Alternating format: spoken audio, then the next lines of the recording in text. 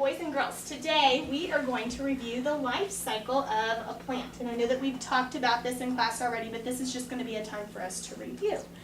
So the first thing we're going to do is look at the parts of the plant. Can somebody tell me, we need to figure out what we are going to do on this page first. It says use the eraser to uncover the parts of the flower, then use the magnifying glass to reveal the function of each part of the plant. Okay, so can somebody tell me what part of the flower is this? What would that be called? Flower. The petal. Let's see. It is the flower or the petal. Very good. What part of the flower is this? The leaf. Very good. What part is this right here? Now it says we can use the magnifying glass so that we can see the parts of the flowers. So it says the flower is the part that attracts insects and produces seeds. The stem supports the plant. The roots take in the water and the nutrients. And the leaf does the big jobs, right? The site of photosynthesis, transpiration, and absorbs carbon dioxide and it releases oxygen. Very good. Okay, let's go back to our main menu and the parts of the flower. Okay, somebody tell me, what would I drag into this first box? Right here, it's talking about this whole piece right here. We said, we related it to something in social studies. The pistil. Okay, let's see if that works. I'm going to drag it in there. Yay, good job. Okay, let's see, what about this part right here in the center of the pistil? What would that be? The ovary. Okay. Very good. What about this part right here? That would be the petal. Okay. I'm so glad awesome, good job. Okay, pollination. Now this is the coolest.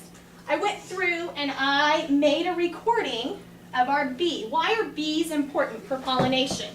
Okay, yes. They do. They come to the flowers. They're attracted to the flowers. Let's see what this bee does. Okay, this bee starts to move. And he goes and he lands on an anther. As he's over there on the anther, so he is collecting that pollen. Now, is he meaning to collect the pollen? No. No. Okay, and he moves on and he goes to another flower and visits that other flower. But in the meantime, he has dropped that piece of pollen down into the ovary. And because he's dropped it into the ovary, you can see here now that when he dropped it into the ovary, it went all the way down and now it's going to form a seed. Was it a seed before? No. No, it was an egg before, but now it becomes a seed. This part of the flower is essential in the reproduction of the flower. And so now that we have a seed, the seed has to go and has to land someplace, and it will begin to grow. Let's look at a little bit of growth. Okay, this is the seed right here. And once it receives some water in the ground, it will start to grow. What part of the plant do you think that is? Root. The root. What do you predict is going to come out of the seed next? What do you predict? The flower? No. Okay. What do you think? A sprout.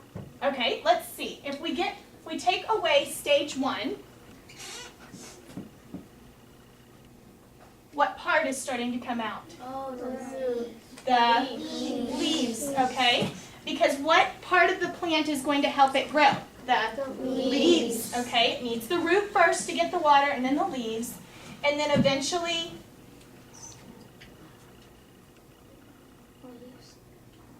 the leaves start to grow, and you have a what?